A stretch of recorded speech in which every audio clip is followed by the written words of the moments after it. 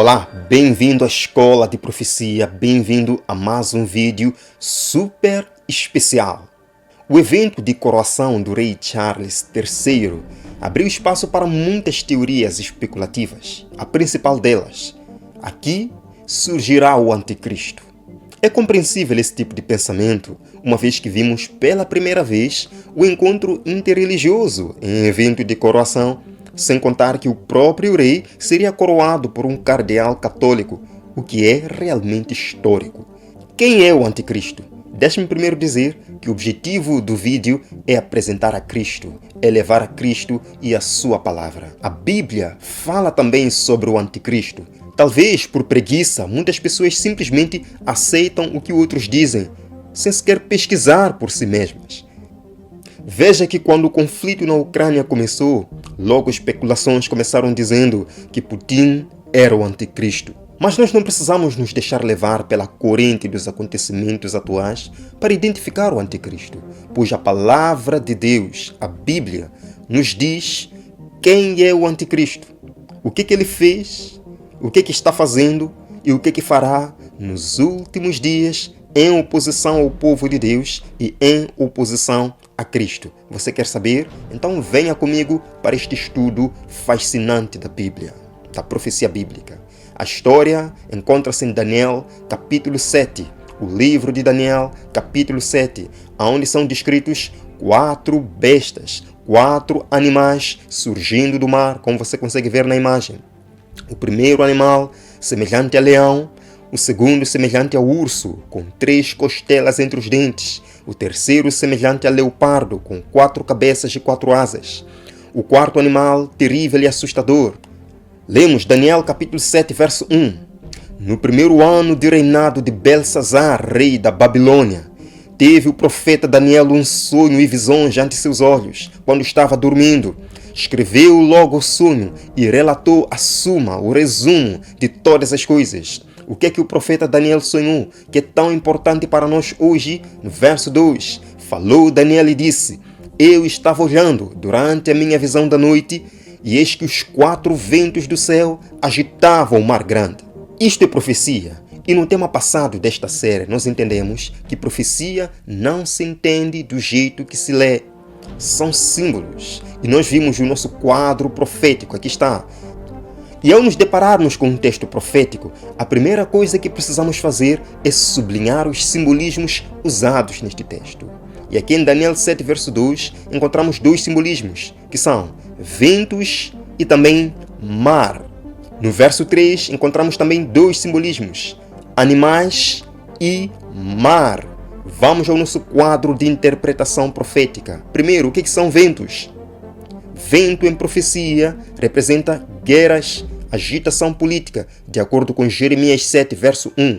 E mar, que são águas, representam povos e nações. Então, o texto de Daniel 7, verso 2 está nos dizendo: Eu estava olhando durante a minha visão da noite, e eis que as 4 guerras agitavam as nações. Mas também no verso 3 encontramos 2 simbolismos, animais e mar. O que são animais? Vimos que animais é a mesma coisa que dizer besta, representam reis e reinos. E mar, que são águas, representam povos e nações. Estaremos dizendo, 4 reinos grandes, diferentes uns dos outros, subiam do meio dos povos. Assim nós interpretamos a profecia bíblica. Quais são então estes reinos descritos aqui na profecia? Daniel 7, verso 4. O primeiro era como leão e tinha asas de águia. Enquanto eu olhava, foram-lhe arrancadas as asas. Foi levantado da terra e posto em 2 pés como homem, e lhe foi dada mente de homem. O leão representa a força. As asas de águia representam a agilidade.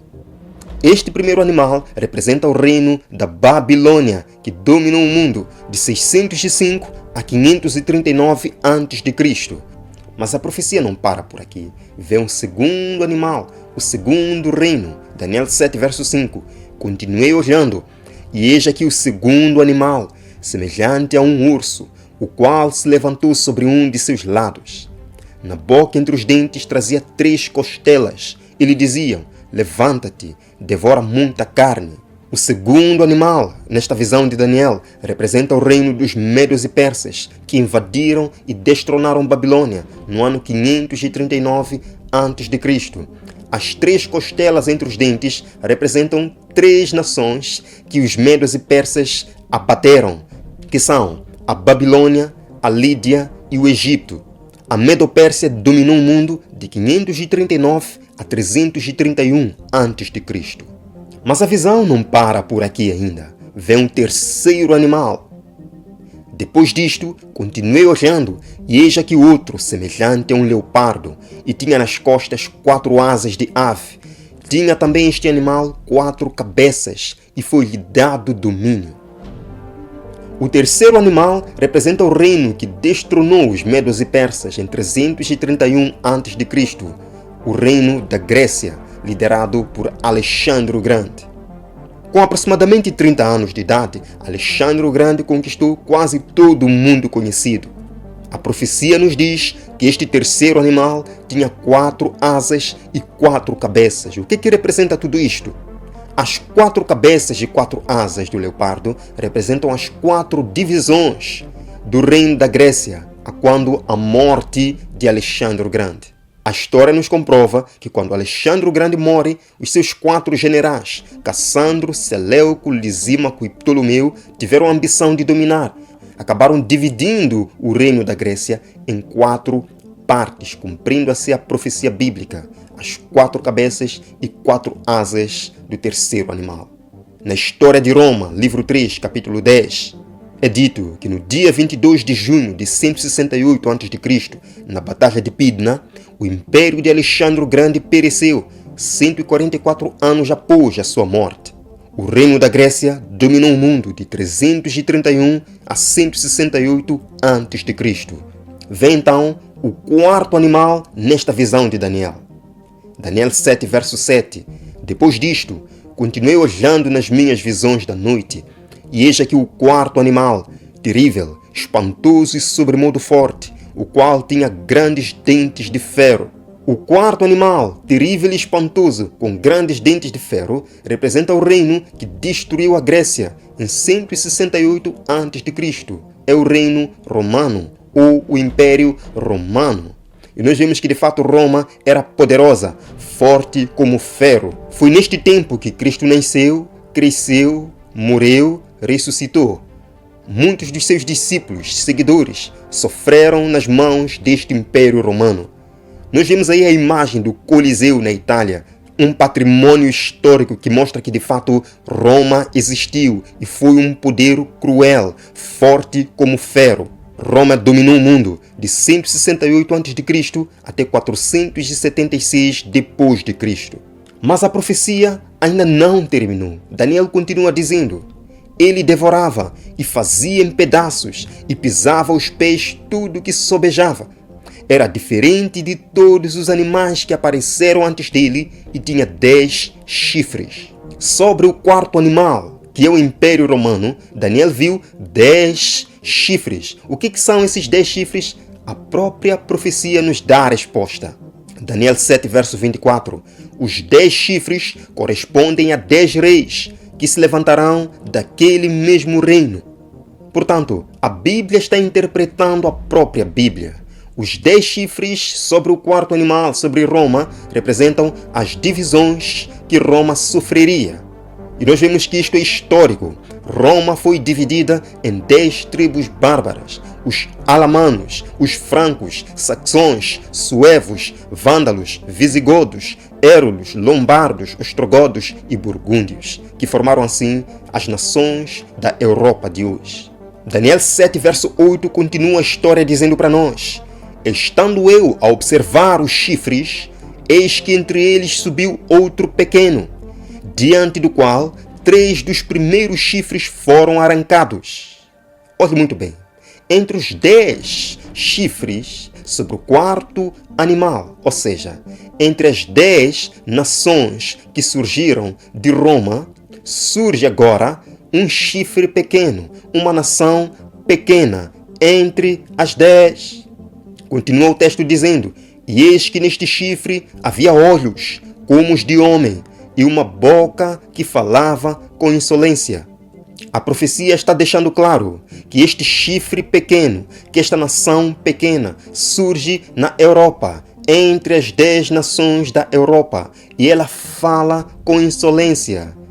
O verso 24 nos diz: e depois dos 10 chifres se levantará outro, o qual será diferente dos primeiros, e abaterá a 3 reis que já existiam. Por que será diferente dos primeiros? Porque enquanto os 10 chifres representavam divisões de Roma, ou seja, pequenos reinos políticos, esse chifre pequeno seria um reino político e religioso e abateria 3 reinos já existentes a quando do seu surgimento. Daniel 7, verso 25. Proferirá palavras contra o Altíssimo, magoará os santos do Altíssimo e cuidará em mudar os tempos e a lei. Aqui está o poder do anticristo, o verdadeiro anticristo, que proferirá palavras contra o Altíssimo, magoará os santos do Altíssimo e tentará mudar os tempos e a lei de Deus. Não só, e os santos lhe serão entregues nas mãos, por 1 tempo, 2 tempos e metade de 1 tempo. Este sim é o poder do anticristo. Não olhemos para Putin, não olhemos para Charles III, não olhemos para nenhum presidente do mundo. Aqui está a profecia bíblica nos descrevendo o anticristo. Quem é este poder?